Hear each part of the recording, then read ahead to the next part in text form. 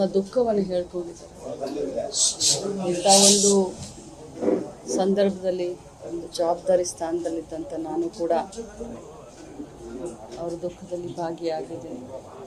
ಸಾಂತ್ವನ ಹೇಳಿದ್ರೆ, ಸಮಾಧಾನ ಹೇಳಿದ್ರೆ ಅದು ತೀರಿದಂಥ ದುಃಖ. ಆದರೂ ಕೂಡ ದೊಡ್ಡ ಸಮಾಜ, ನಾವೆಲ್ಲ ಜೊತೆಯಲ್ಲಿದ್ದೀವಿ ಅಂತ ಧೈರ್ಯವನ್ನು ಹೇಳಿದ್ವಿ. ತನಿಖೆ ಯಾವ ರೀತಿ ನಡಿಬೇಕಂತ ಏನಾದರೂ ಆಗ್ರಹ ಮಾಡಿದ್ರಾ ತಮಗೆ? ಅದನ್ನೆಲ್ಲ ನಿಮ್ಮ ಎದುರುಗಡೆ ಮಾತನಾಡ್ಲಿಕ್ಕೆ ಆಗೋದಿಲ್ಲ. ಬಟ್ ಖಂಡಿತವಾಗ್ಲೂ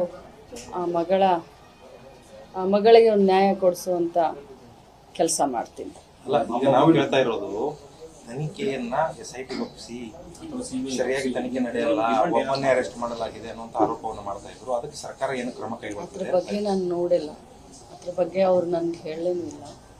ಬಟ್ ಒಬ್ಬ ತಾಯಿಯಾಗಿ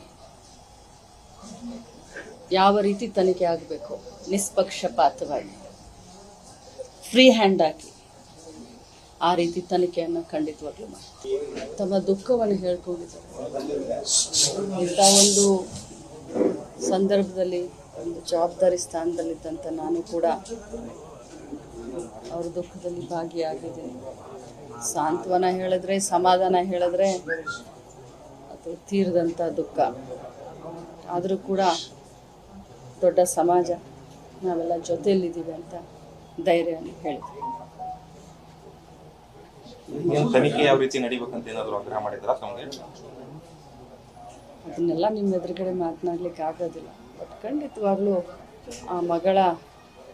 ಆ ಮಗಳಿಗೆ ಒಂದು ನ್ಯಾಯ ಕೊಡಿಸುವಂಥ ಕೆಲಸ ಮಾಡ್ತೀನಿ. ಅಲ್ಲ, ಈಗ ನಾವು ಹೇಳ್ತಾ ಇರೋದು ತನಿಖೆಯನ್ನ SIT ಒಪ್ಪಿಸಿ ಸರಿಯಾಗಿ ತನಿಖೆ ನಡೆಯಲ್ಲ, ಒಬ್ಬನ್ನೇ ಅರೆಸ್ಟ್ ಮಾಡಲಾಗಿದೆ ಅನ್ನುವಂಥ ಆರೋಪವನ್ನು ಮಾಡ್ತಾ ಇದ್ರು. ಅದಕ್ಕೆ ಸರ್ಕಾರ ಏನು ಕ್ರಮ ಕೈಗೊಳ್ಳುತ್ತದೆ? ಅದ್ರ ಬಗ್ಗೆ ನಾನು ನೋಡಿ